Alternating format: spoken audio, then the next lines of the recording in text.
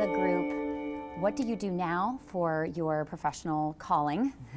Why do you love it? Yes. And tell us what motivated you originally to study what you study. So my day job is I am a professor of psychology. So I teach at Columbia University, and I teach in the Department of Psychology. So I teach cultural psychology, everything from how does your brain change when you go on vacation to how does stigma and bias and sort of outsider identity, how does it affect our neurological functioning, our psychological functioning, and our workplace functioning.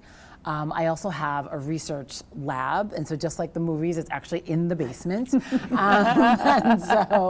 And so we bring people into the laboratory, and what we try to do is we try to study what I call insider and outsider dynamics. And insiders are people who are historically, say, part of a company. It could be the 5 people that started a company, or the group that is indigenous to a neighborhood or a country or any kind of group. And then outsiders are those who are underrepresented in some way, who has some kind of outsider status in some way. So you could think about this in the context of gender or race or ethnicity or religion, but you can also think about it in terms of who in a company went to one particular school versus another.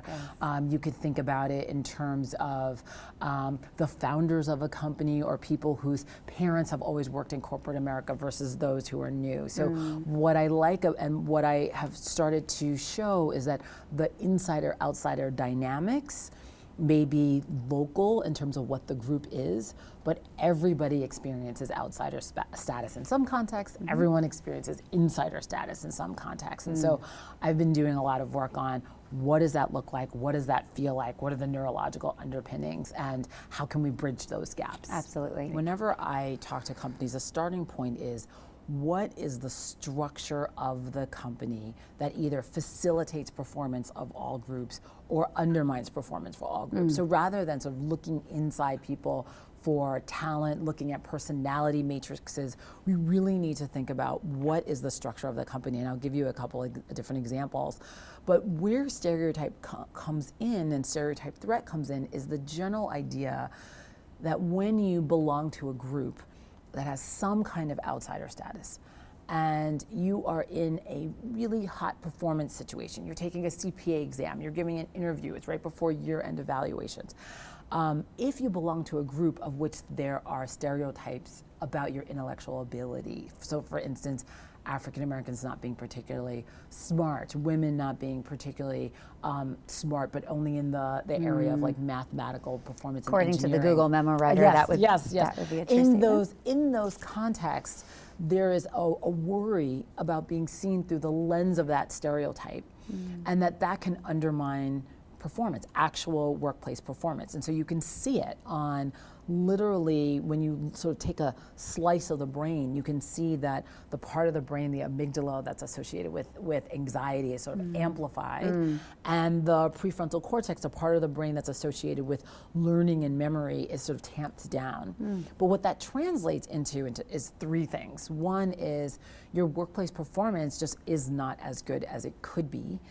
2, your brain is doing double duty. You're worried about how others are viewing you. You're sort of, contending with these stereotypes as well as doing your work. But 3, it sort of it undermines motivation. So you just can't give it your all. And I would actually add a 4th piece to it, is that it undermines your ability to be authentic. So when you think about an authentic self, are you going to be creative? Are you going to bring your creative self to work? You can't do that when you're constantly constrained with contending with the stereotypes. And so, and the piece of it that I try to help people understand is that it's very, very subtle.